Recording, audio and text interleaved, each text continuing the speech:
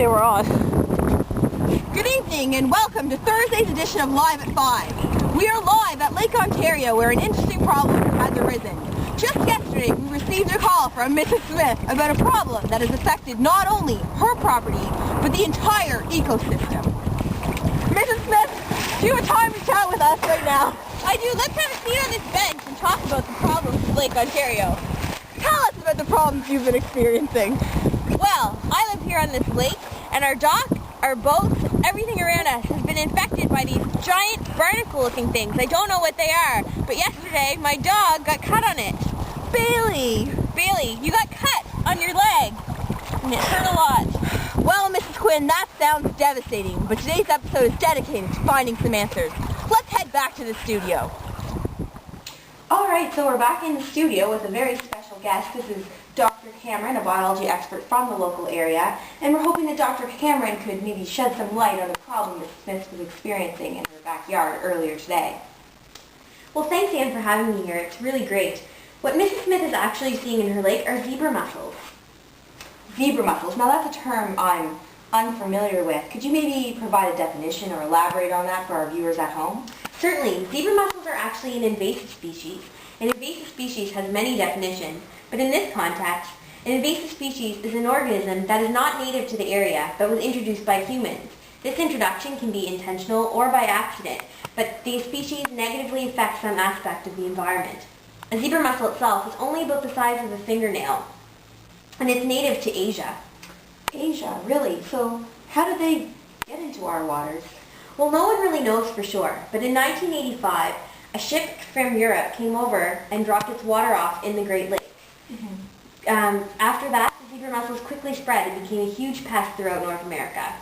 Now, you just used the word pest. I guess I'm unclear as to how it's even a problem or why it's even a concern. Well, zebra mussels are a concern because they reproduce so quickly. They form dense clusters, and these clusters can become thick layers, and they form on any hard surface that zebra mussels come into contact with. So this is the problem that Mrs.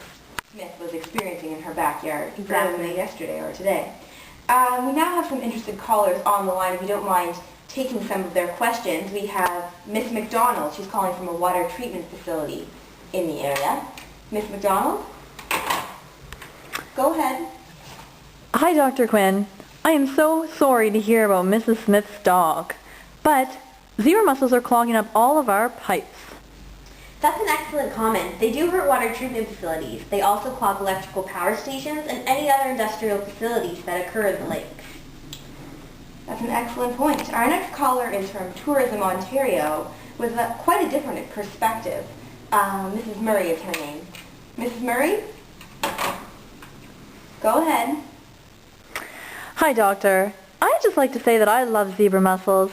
They're fantastic for tourism. They clear up all the water, make it fantastic for scuba diving, and it makes it just nice if you're out on the boat.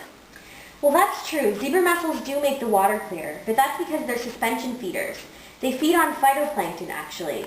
When they feed, they eat up all the phytoplankton, and this clears the water, allowing more sunlight to come in. This causes more rooted aquatic plants to come in shallow waters, and this takes up a lot of space. They also eat a lot of phytoplankton, and zooplankton is also one of the main consumers of phytoplankton. This is a problem because zebra mussels are so numerous that there's no food left for zooplankton.